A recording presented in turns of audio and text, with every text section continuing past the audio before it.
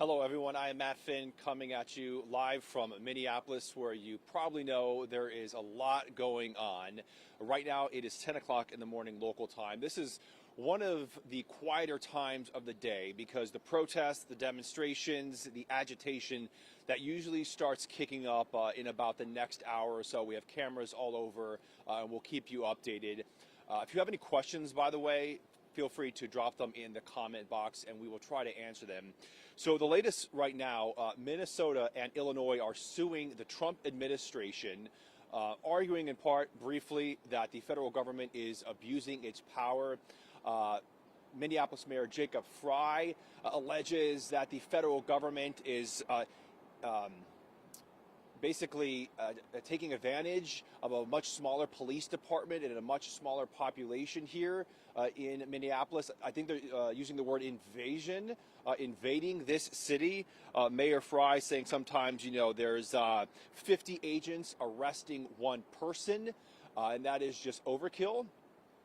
Well, the Department of Homeland Security has responded saying that the actual invasion took place under the Biden administration. Tom Homan saying this on our air, that for years and years, you saw illegal migrants, illegal aliens crossing into the United States, and that was the invasion that led to all this, and that immigration agents wouldn't have to be on the ground here in Minneapolis if Minnesota cooperated with the federal government, in part at least honoring the detainers. The federal government is looking for, I believe, upwards of 1,300 criminal illegal aliens here in Minnesota. They're asking for Tim Walz, the governor, and the mayor, Jacob Frey, to honor those detainers. Some of those illegal aliens are really, really bad actors. And so far, no response from Governor Tim Walz or Mayor Jacob Frey on those 1,300 wanted criminal illegal aliens. So Minneapolis and Minnesota saying the agents are overkill. We don't want you here. Of course, Mayor Frey saying get the F out. The Trump administration saying most of this wouldn't even have to be happening if you guys were, at minimum, honoring the detainers. Now, I covered the border for about 2 years straight in Texas, in Arizona, in New Mexico, in California. I personally witnessed probably tens of thousands of migrants illegally cross into the United States. So I bear witness to what Tom Homan is referring to as far as so many people crossing into the United States. And when I would talk to people at the border, they'd say they're coming to places all over the United States. They'd say they're coming to Minneapolis, they're coming to Chicago, they're coming to Pennsylvania, New York, and beyond. So we are witnessing in real time people who did cross the border illegally under the Biden administration and previous administrations. Also today, lots of new video in from the agitators. Last night, agitators and protesters launched dangerous, perhaps lethal fireworks at federal agents, and the agents responded, rushed those agitators, took them to the ground, and then took them into custody. Fireworks it seems like it's becoming a thing now. A man was just arrested in New Mexico recently, I believe, a former member of the military, for trying to use fireworks against law enforcement during the No Kings rally in Los Angeles. And so it seems like people realize they can purchase these things over the counter in some places, or, through some back channels, and launch them, and cause a lot of harm.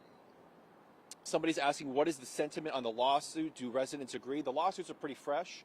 So as we talk to residents, we will update you on the sentiments from residents.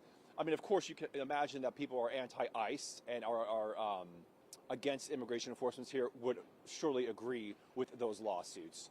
And, the thing is, I have to wonder sometimes, and maybe you guys can answer this, do you get overwhelmed by all the lawsuits going on? I covered the riots and the protests and the immigration raids in Los Angeles. It was one lawsuit after another, back and forth, back and forth. Then there was the lawsuits over the National Guard in places like Portland, in places like California. Just wondering, are you guys able to keep track of all the lawsuits going back and forth between the federal government, or do you kind of get overwhelmed by them? Sometimes it really is hard to keep a tally on how many pending lawsuits there are, but it seems like that's kind of par for the course now. This is what happens. The Trump administration identifies a place, whether it's Los Angeles, Chicago, Minneapolis, New Orleans. They show up, they do their immigration enforcements, the raids, and then the lawsuits hit, right? So there's this constant battle between state and federal powers, state and local authorities. Now, I did a ride along with Border Patrol. We saw a really lot of intense moments, and I point blank asked the Border Patrol agent I was with, hey, if the mayor here is telling you to get the F out, if there's all this sentiment asking for you guys to get out, will that ever deter you? Border Patrol says no.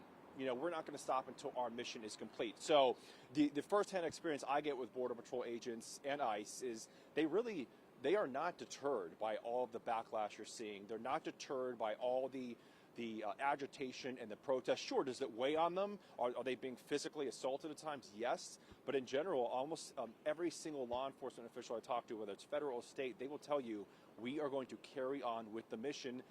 We are abiding by the law. We are enforcing the law. And if you want to see that change, you have the power of the vote, whether it's here in Minneapolis, Los Angeles, Chicago, and beyond. But until the law changes, these federal immigration officers are simply carrying out the law, which is something a lot of people don't like to see. And it is rough to see sometimes a person being dramatically detained or taken into custody. It is hard to see that. It's very jarring. And so you can perhaps understand why some people who are not familiar with those situations or don't regularly see them are very outraged. But the backdrop to that is a lot of times it is simply a federal officer carrying out the law. If you guys have any more questions, have protesters continue to track ICE and law enforcement? Absolutely. In fact, I can report that there is a well-oiled, intense, well-organized anti-ICE network here in Minneapolis. It is deeply embedded in a lot of the neighborhoods.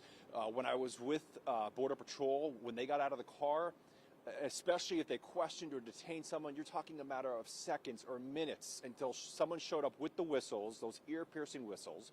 Those start going off. People start screaming. People start beeping their horns. And in a matter of seconds, there's this huge eruption of noise. It echoes, through the streets.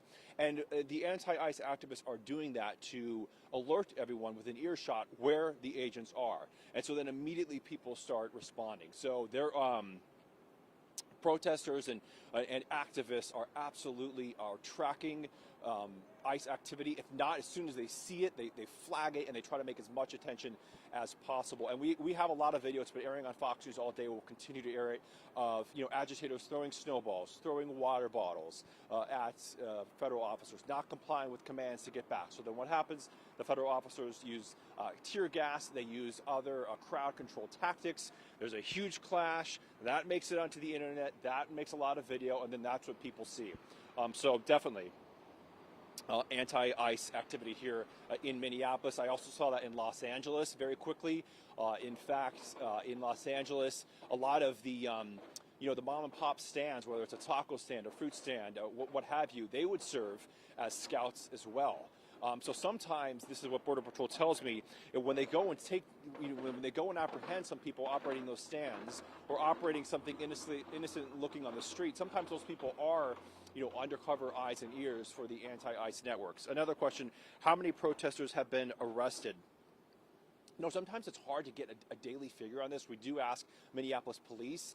There was on Friday night here in Minneapolis a large anti-ICE demonstration where protesters surrounded a hotel where they believed ICE was staying. That night, and they broke into the hotel.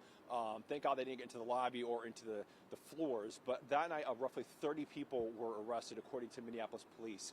Now, the federal government says under this specific operation, they have arrested more than 1,500 people who they classify as illegal aliens or illegal immigrants since all this started here in Minneapolis. And I'm guessing that number has grown. But we will certainly keep giving you the update on how many protesters have been arrested and how many people the federal government says it identifies as illegal or criminal aliens that it has arrested.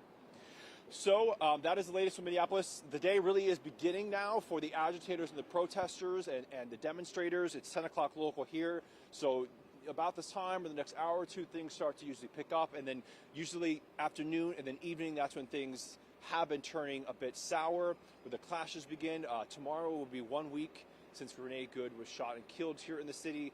The demonstrations are not slowing down. The federal government not slowing down either, sending in up to 1,000 additional agents here, bringing the total to roughly 3,000 agents.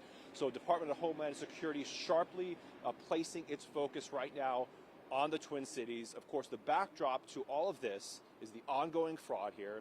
And Border Patrol tells me that the more immigration agents that are on the ground, the boots on the ground here to tackle the immigration enforcement, that frees up the federal investigators, that frees up HSI investigators to look into all the fraud.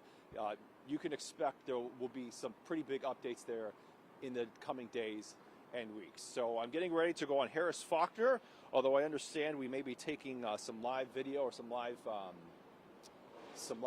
press availabilities right now, but we're getting ready to go back on the Fox News channel, and we'll be live here in Minneapolis for many more days to come. So keep tuned in to Fox News on Facebook, Instagram, TikTok, Twitter, and of course the Fox News channel. I'm Matt Finn in Minneapolis. Thank you for watching this Facebook Live. Have a great day.